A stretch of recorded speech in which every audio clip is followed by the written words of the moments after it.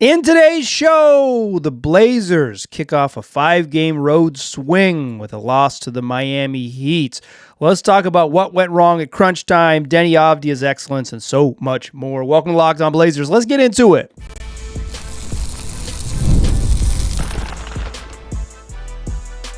You are Locked On Trailblazers, your daily Portland Trailblazers podcast, part of the Locked On Podcast Network. Your team every day. What's up, world? It's your past first point guard and Trailblazers reporter, Mike Richmond. Listen to another episode of Locked On Blazers, part of the Locked On Podcast Network, available wherever you get podcasts and also on YouTube. Thanks for making this show your first listen. Coming at you each and every weekday, Monday through Friday. So make it a part of your daily routine. Make it your first listen. Tell your friends to do the same. It's Locked On Blazers, your team every day. In today's program, we're talking a loss to the Heat. Blazers lose 136-131 in a game that just flew up and down the court. The two fastest teams in the league played one of the fastest games in the league all season long. A game that was won by pushing it and came down to the final 2 minutes, and the Blazers just didn't score when it mattered and couldn't get. They had some opportunities, but really couldn't cash in on offense when it mattered. We will do our fastest recap in the West. We'll talk about what went wrong in those final 2 minutes of the game because the Blazers were right there. The game was tied with 2 minutes left, and they were unable to close. Plus, I want to talk a little about Shaedon Sharpe. I thought we got the full sort of Shaedon Sharpe experience from every little bit of it, basically, in this game. But we'll get into that. I want to talk to Monty Kamara, and I want to talk a little bit about Blazers playing this sort of like early rest advantage schedule as the end of this interesting run will come to a head against the Orlando Magic. It'll finally be done of 4 consecutive games where they have a night off and they're playing a team on a back-to-back. Some numbers to know and some just a quick look ahead to Monday night's contest. You're listening to Monday, November 10th program. Let's get into it. Fast recap in the West. Blazers lose 136-131. They're up 15-3, 4 minutes into the game. It's over, right? It's like you've watched enough of the NBA. 12-point lead with 44 minutes left. This thing is cooked. Get out of here. No, they're up 3 at the end of 1, 30-27. The Heat just lived in the paint in the second quarter. They lived in the paint. 13 of 15 in the paint, 26 points in the paint. Like the Heat, the Heat they took 4 non-paint twos in this game, right? They take threes, they push and take shots to the rim, they get shots to the rim in transition, and they run this offense where there's no ball screens, right? They just kind of spread you out and cut and try to beat your man one-on-one. And then guys intuitively cut off that. There's very little on-ball screening action, and the Heat they play really, really fast for kind of the first time ever in the Spoelstra era where they're truly flying. I think for the most part his teams have been slow and below average in pace. And I think the second quarter the Heat just found their rhythm, just living in the paint. Blazers turned the ball over 5 times, which is a lot, but it's not like an alarming number. They certainly had worse quarters. Heat shot 17 of 23 overall in the second quarter. And all of a sudden they're up 7 at halftime. It's like you just have to find your footing at that point. But the game is flying, right? Like the Blazers have 65 points, and it's like their offense hadn't played great yet. He'd have 72 points. Their offense playing well, but it's just like this game is flying. 197 Blazers trail after 3, and then the fourth quarter. 3-point game heading into the fourth. There's 10 lead changes, 7 ties in the fourth quarter. Heck of a basketball game down the stretch. But the Blazers tie this game up with 2 minutes and 16 seconds left at 123 all. And then I'll get into this in the second segment a little bit, but they get a shot blocked. They turn the ball over. They miss what eventually was 3 3-pointers, and you shot block, miss threes, turnover, 0 for 4 with the turnover in about a minute and a half. Yeah, that's your ball game there, and they lose 136-131. That's your fastest recap in the West. The Blazers took 109 field goal attempts in this game. 109 field goal attempts in a 48-minute game. The second most by any team in the league this season. 109 field goal attempts. This was the fastest game in the NBA this season in terms of pace, tying another Heat game from early in the season. They played Memphis on October 24th, second game of the year for both teams, and that game matched this in pace. Fly-in. teams are flying. I think for the most part, the Blazers' just offense wasn't very good in this game. I'll get into that more in a moment. But like, you look at the box score, right? You look at the raw box score. You say they scored 131 points. How could that be the problem? Because of the volume, right? They took 109 shots. They're playing really, really fast. But neither team shot well from three. The Blazers took 51 threes in this game. I thought they got coaxed into taking some in transition. They want to take threes in transition, but I thought there was a couple early that just like you could probably edit those out. If they took 45 threes in this game, it's not like the difference in winning and losing. But I do think they fell in love with chasing this pace a little bit, and they didn't shoot particularly well. They shoot 14 of 51. That's 28% from three. The Heat took only 35 threes because again they just live in the paint. And but they shoot 29% from three. The Blazers crushed them on the offensive boards, 22 offensive rebounds, plus 10 on the offensive boards. They shot 13 fewer free throws, but they took 13 more shot attempts. So the possession game, in terms of shooting possessions, was neutral. The Blazers, I guess, took an intentional foul, some intentional fouls at the end of the game. So really, they probably had, in the run of play before the fouling in the final seconds, they probably had a very slight edge in sort of possessions. But I just don't think the offense was very good. Denny Avdia was great. It was the other guys, right? Denny had 33, 11, and 8 assists. He had just 3 turnovers with those 8 assists, which is 3 is below season average. He's 12 of 21 from the floor, 6 of 7 for the free throw line. An efficient game. A big box score game. Denny was a monster. This game suits him, right? A team that was going to play wide open. They didn't play with it. Neither team played with a bunch of centers. I thought the Blazers could have. I thought that was kind of a mistake that they went away from.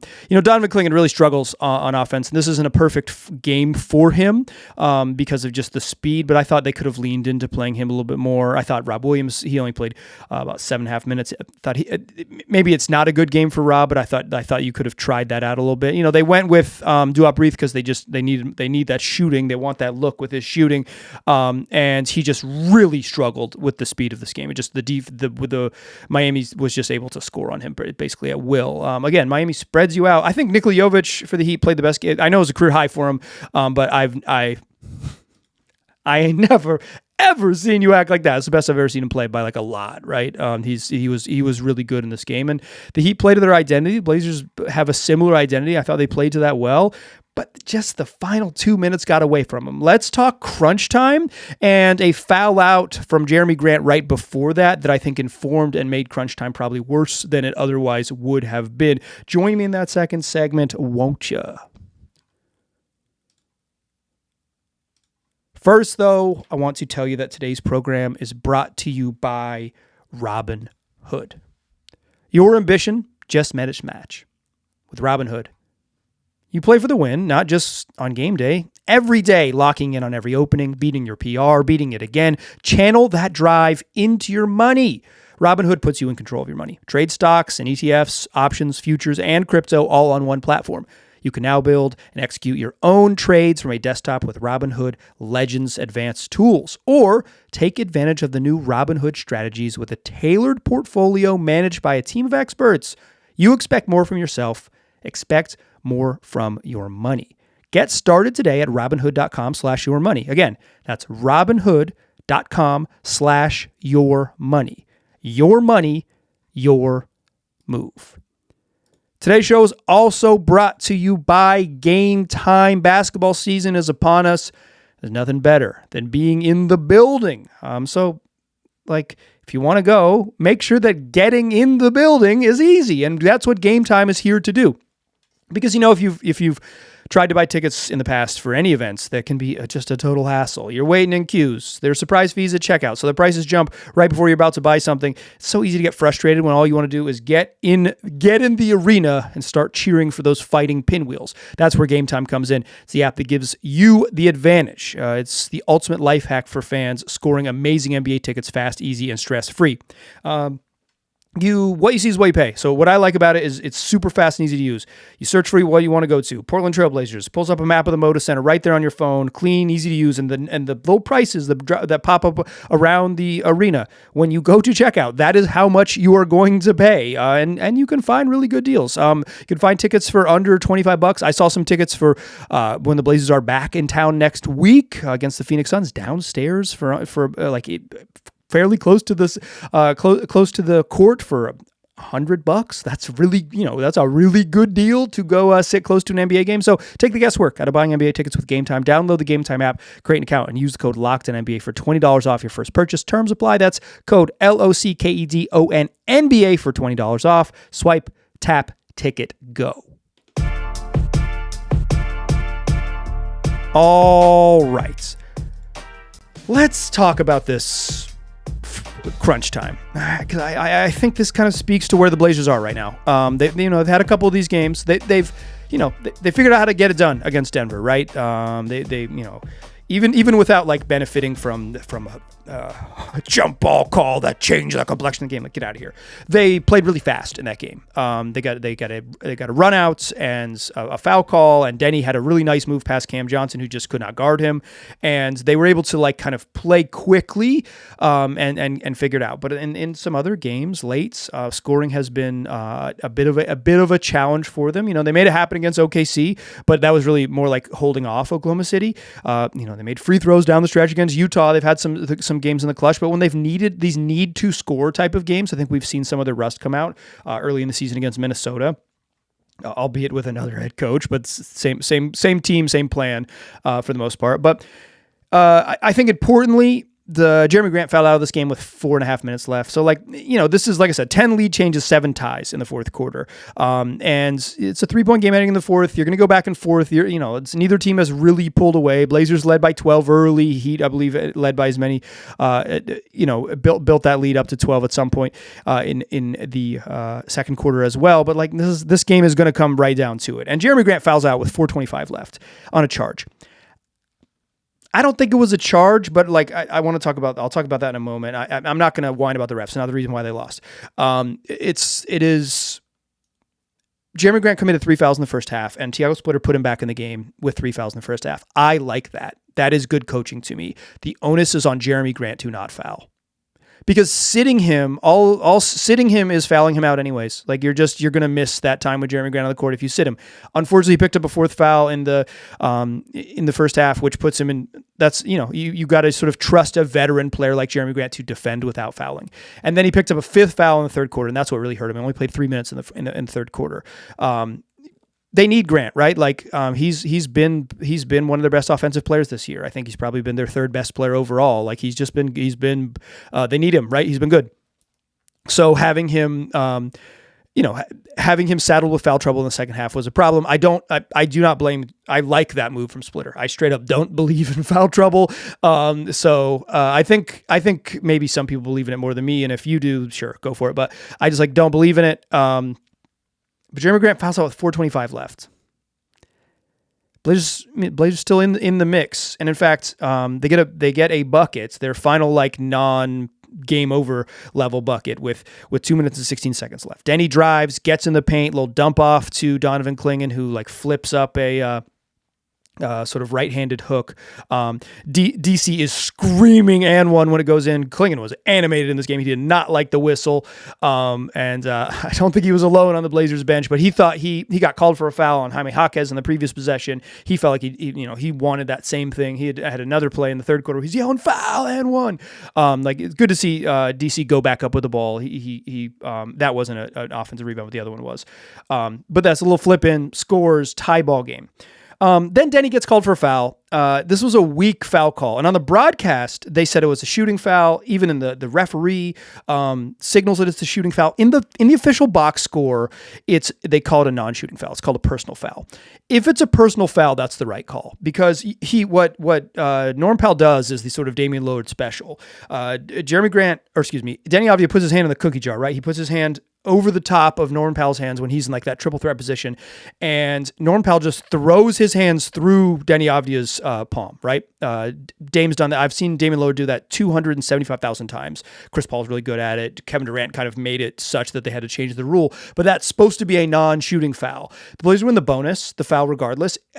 If they called it a shooting foul, it's a bogus nonsense call. If they called it a personal foul, it's the correct call. The result is exactly the same. Because Norman Powell's inside the 3-point line. It was it was going to be a 2-shot foul or a personal foul. I'm not the official box score says personal foul. If that's the case, that's fine. Again, the result's the exact same, but I'm a process guy, and I don't want the refs to give Norm that nonsense. I only want Damian Lillard to have that nonsense back in 2018. So the Blazers, all of a sudden, they're down 2. Then they have a no pass possession. Drew Holiday, they run a screen for Drew Holiday, and there's like an initial sort of down screen action to get like Shaedon Sharpe a look, but they really deny Shaedon Sharpe on that first look, and Donovan Clingan sets a screen, and after that initial action, and Drew Holiday gets a switch, he gets Nikola Jovic on him, he just drives him to the rim and gets blocked. 0 pass possession. He didn't get to the paint and kick. They just like don't run their stuff. Denny doesn't get a touch. No one other than Drew Holiday touched the ball in the entire possession. He gets blocked at the rim. Tough. Don't love it, right? That's not a reffing problem. That's probably bad process. Blazers Heat come the other way. Davion Mitchell drives on Denny, kind of pivots, stops, kicks to Wiggins in the corner as Holiday kind of digs in a little bit on a weak drive to nowhere for Davion Mitchell. Just stay home, make him shoot the ball. Wiggins hits a huge 3. The Heat go up 5. Big swing right there, right? You get blocked at the rim, you give up a 3. Down 5 though, minute 30 left. Denny tries to post Andrew Wiggins kind of at about 19 feet. Wiggins slaps the ball away. Denny was really good in this game. This is at that point when he's posting up with a minute 19 left, with whatever that is, 80 seconds left. He has 2 turnovers. And he has this massive usage rate, and he has like 33 points and assists and everything. Like, he's hooping, right? I don't really like Denny has had some turnover issues this year. This wasn't one of them, but tough turnover, down 5. Heat go quick, though, and Jaime Jaquez Jr. smokes a layup, so the Blazers get a chance in transition. So, like, the Heat are just keeping the door open for you by playing the way they play. This is it. They should not have gone fast. When they do go fast, you smoke a layup at full speed. When you miss a layup, you often give up points the other way. Blazers hit it ahead. Donovan Clingan kind of catches a pass. He's got, he's 7 feet from the rim. He can't do anything. That's way too far from the rim for him to do anything. So he kicks it back out to Toumani Camara, who gets about as good of a catch and shoot 3-point attempt as you could possibly imagine. Incredibly short. Barely kisses the front rim. That would have cut it to 2. So they've now had 3 possessions trailing, down 2 and then down 5. But a no pass possession where you get blocked, a turnover, and a wide open, no better shot than you could possibly ask for type of 3-pointer that they missed. So kind of like bad offensive possession, turnover that you just can't have, and just like you need to value possessions there, and then like a perfect freaking 3-pointer that they just miss. Then the Heat come the other way. Nikola Jovic takes an absolutely bonkers, like one of the worst imaginable shots I could possibly dream up. He takes a nonsense 28-foot 3-point step back with 5 seconds left on the shot clock that he airballs. The Heat wanted to give this game away. They gave up a fast break layup that they did not need to take, and then Nikola Jovic shoots. Like, if you take that with 0 on the shot clock, sure, you're just like bleeding the clock. To take that with 5 seconds on the shot clock and airball it, get out of here, dog. Like, what is that? So the Blazers, again, are going to get the ball back with a minute left, down 5. Score, stop, score, and you're in the game. You win the game, or you're going overtime. They take their timeout. They run it out of the timeout. They run a play to get Denny the ball on the wing, and Denny just turns and shoots right away. I don't know if that was the play call. I doubt it was, but if it is, wild. But to me, it was Denny reading. He felt like he got fouled, and he was getting a shot up quickly, but it was just way too quick to take that shot. It was like, it's not his shot. It's not like Denny has shot the ball very well from 3, but that like flying off a screen catch, moving, shooting 3 is just like it's not a shot. It's not your quality look. They initially called a foul, 3-shot foul. It's like, oh boy. But it just wasn't a foul. They looked at the replay, not a foul. correct call. Like, he didn't foul him. It's just he's playing defense. But the Blazers got the rebound in during the challenge, so they get rewarded the ball back.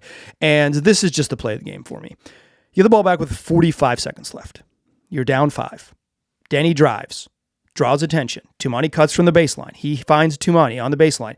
Now you've got a cutter under the rim. The defense, all the eyes turn to him, and Tumani fires a pass out to Shaedon Sharpe, who is wide open for a corner three-pointer, down 5 with 40 seconds left, and he passes it up to pass to Chris Murray. Chris Murray doesn't want to shoot because he's not a believer either. He swings one more pass to Jrue Holiday, and Jrue Holiday has to pump fake, get a flyby, shoot a 3, just like not nearly as good of a shot. He misses. They're forced to foul with under 30 seconds left.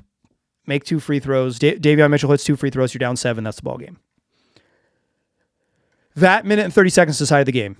The fouls, the frustration, all of that matters in close games, and I don't want to outright dismiss it, right? You have Jeremy Grant at the end of this game. Maybe it's a little bit different. Maybe that pass from Shaedon Sharpe is to Jeremy Grant. Maybe Grant's in the corner and he shoots that, no hesitation, right? Like all these things. Maybe the trail 3 that Tumani took is Grant, right? Because of just like positioning on the court or just like another guy out there, right?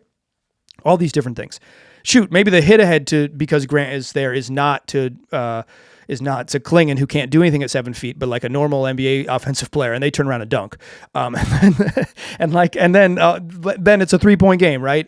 So with a minute left, and it totally changes this whole timbre. So like Jeremy Grant fouling out mattered. I mentioned this before, and I'll say it again. I don't think it was a charge with 4 minutes and 25 seconds left. I thought he traveled. I thought it should have been a turnover. I thought he caught it and he did the Fred Flintstone feet, and he ran his feet a bunch of times like he was starting the Flintstones car, and then he ran someone over, like Pelle Larsson, I believe is who he ran into. But like whoever it was, I thought he walked. A turnover is still a turnover, but it's not the foul out. He just totally changes the game. I thought he got punished for being out of control in the way that sometimes you do. But so from the 2-minute mark to the 25-second mark, about 90 seconds.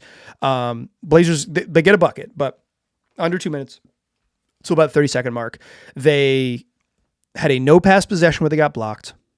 They had a turnover, a missed wide-open 3, a too-quick forced 3 that they didn't need to take, and then a passed-up wide-open corner 3. I don't love it. As much as the refs kind of were part of this story and part of this game, that process late, some of that's execution. Tumani's a good shot.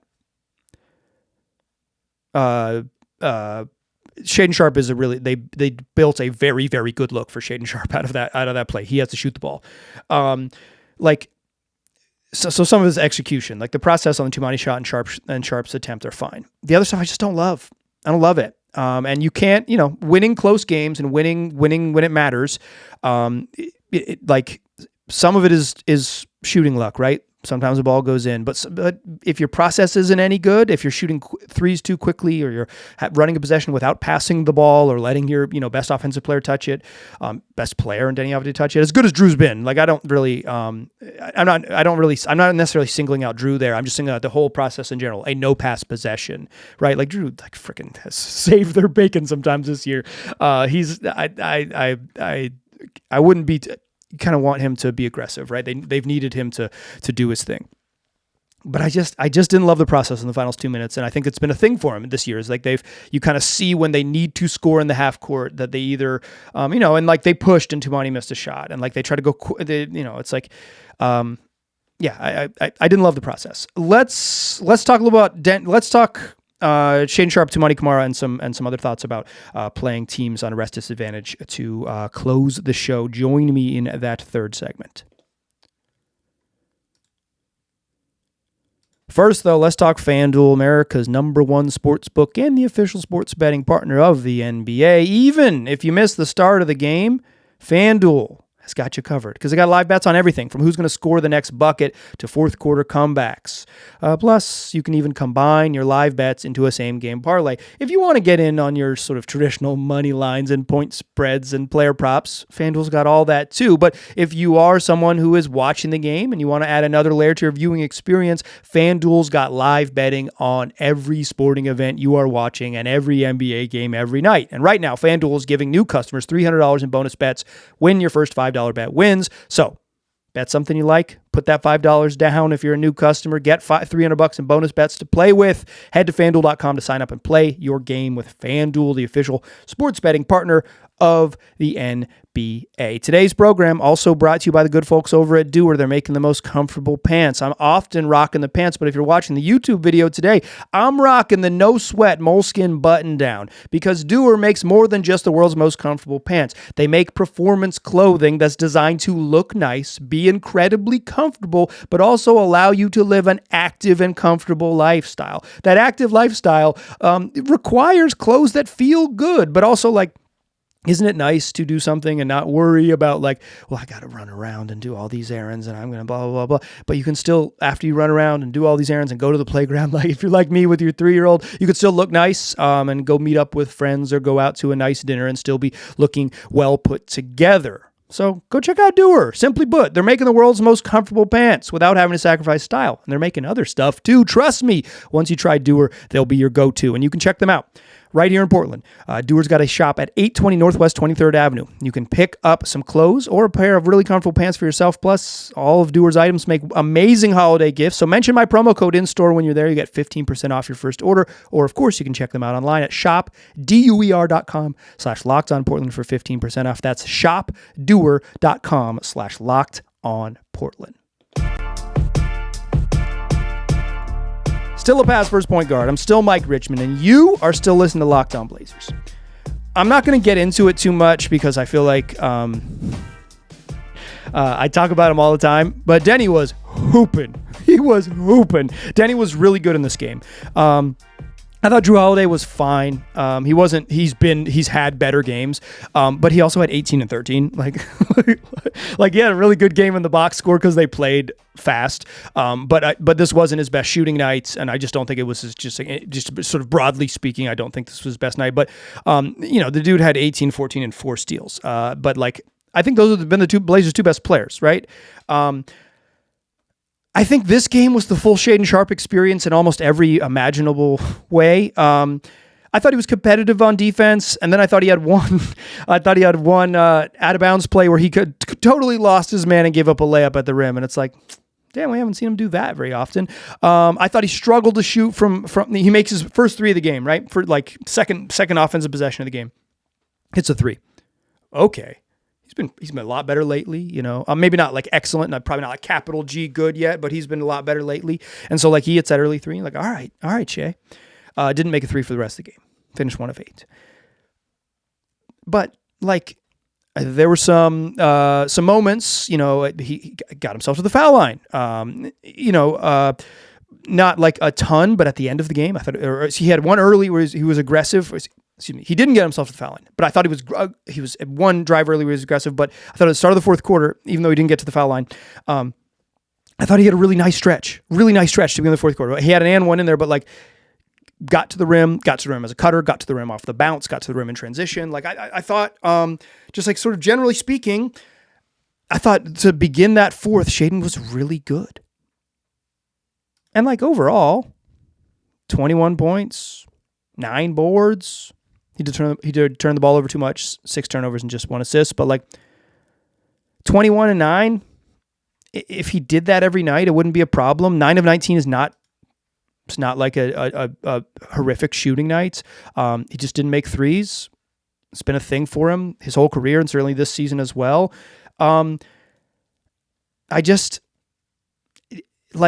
think the end of the game was a thing that we just haven't seen him do. And this is like where I put up, I don't know if it's a red flag, but it is like, imagine, okay, I'm going to use a phrase here for both Sharpe and Tumani. Imagine, I grew up in Chapel Hill, North Carolina. Imagine you're one of like my mom's extremely Southern coworkers and you're saying this to me as a teenager. It's like, you're on my worry list.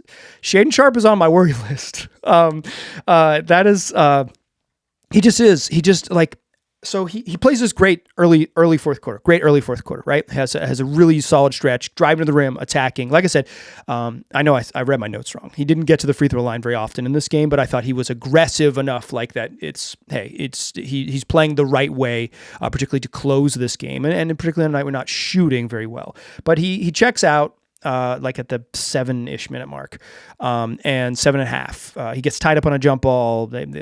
Chris Murray comes in for him. He takes like a 2.5 minute break, 2 minutes, 40-second break by the time he checks back in. Plays the final 5 minutes of the game. Didn't attempt a shot and passed up a wide open 3 in crunch time. And that is a Shaedon Sharpe, a guy who is just like thinking about bricks. I thought he took some threes in this game, so speaking of the full experience, that were bad choices. Took a couple off the dribble, off high pick and rolls where the guy drops and he just like steps into a 3. I thought he took one in transition in the fourth quarter that was just like, dog, what are you doing? Took one in the corner off the dribble, kind of like a little handoff from Denny that I didn't think he needed to take. He missed some middies that he can make in this game, I'm not saying like just like only take 17 footers, but if you're going to take a like, I don't mind most of the threes, but like if you're going to take like a pull-up 25-footer in transition and you're like a shooting 28% from 3, don't do that. Like don't do that. But just like not shooting. Sharpe's value is on offense. He's just like he's been competitive and whatever and improved on defense. Sure.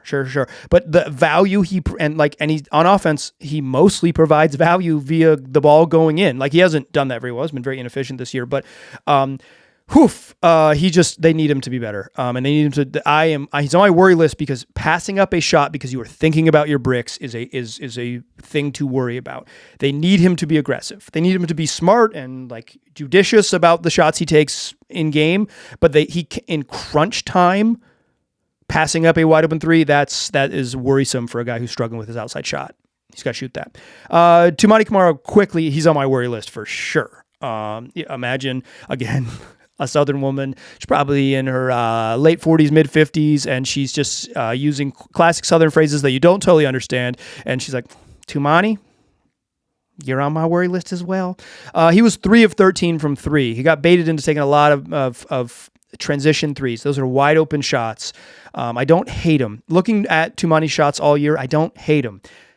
He's shooting 6.7, almost 7 attempts a game, over 6.5 threes a game on average. He's shooting 31.7% on threes, under 32%. He was a above average 3-point shooter last season on like 5.5 attempts a game. The number of attempts doesn't bother me for Toumani. 7 or 8 threes a night is fine for someone like him. In fact, I don't want Toumani Camara passing up threes and driving into nowhere. That's the worst version of Toumani on offense. Straight line drives where he gets to the rim, but like when he gets stopped, like he doesn't pass well off the bounce. His handle's not super strong, and he often just turns the ball over, driving into nowhere.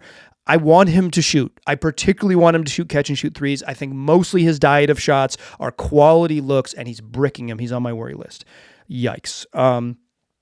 They just need Toumani to be better. Sharpe, I think, is a bigger deal because it's like his sort of, we're in some ways putting like his ceiling in question, right? Because it's like he struggled. Toumani, they just like, obviously his ceiling would be greatly changed if he's a 32% 3-point shooter and not a 36+% 3-point shooter like he was last season, 37% 3-point shooter, right?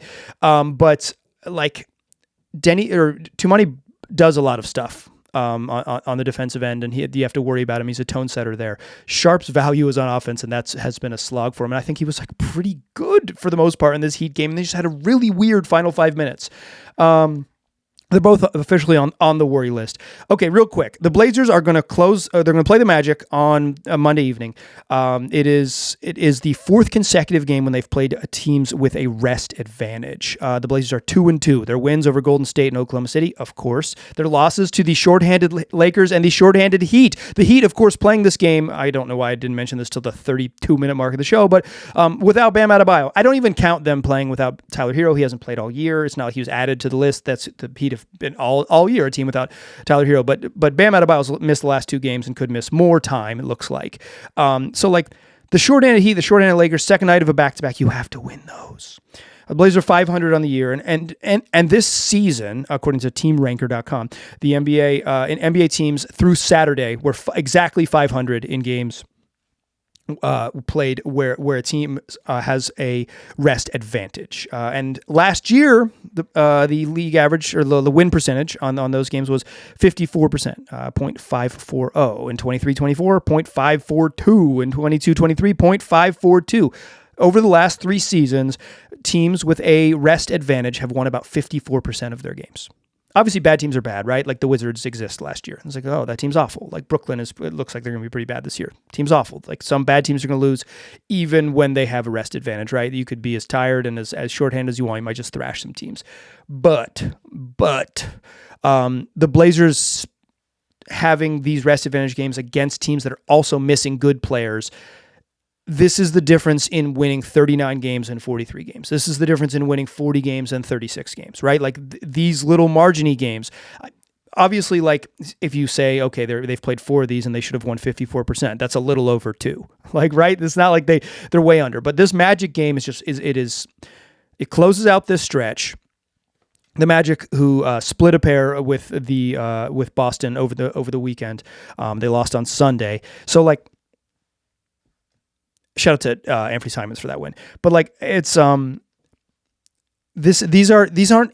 I don't think they're like underperforming relative to expectations. But if you are going to be where the Blazers want to be, the league average over the last 3 seasons says you win a little more than half of these games. 5 of your first 10 games coming with a rest advantage against teams, playing on the road with a rest advantage, like playing teams under 500 now with Orlando with a rest advantage, the shorthanded Lakers, the shorthanded Heat. It's like this isn't like, it's just the difference in what is going to be considered a successful, awesome year from the Blazers is like 43 wins. And a underachieving year is going to be like, oh, well, they won 37 games. They won 1 more than last year, like blah, blah, blah. And you drop 3 of these here and there, and then some other, random bad luck and random good luck sort of evens out. 3-4 games is the difference in a totally different perception of this team. So like finding a way to TCB, take care of business in these games is huge. Atlanta's offense has been pretty bad. It seems like a good get-right game for the Blazers on defense to just kind of lock a team up and see if they can play really fast against them. I'll get you covered after that game. Come back and listen to the program 5 days a week, where we get podcasts, also on YouTube. I appreciate you listening. I will talk to you soon.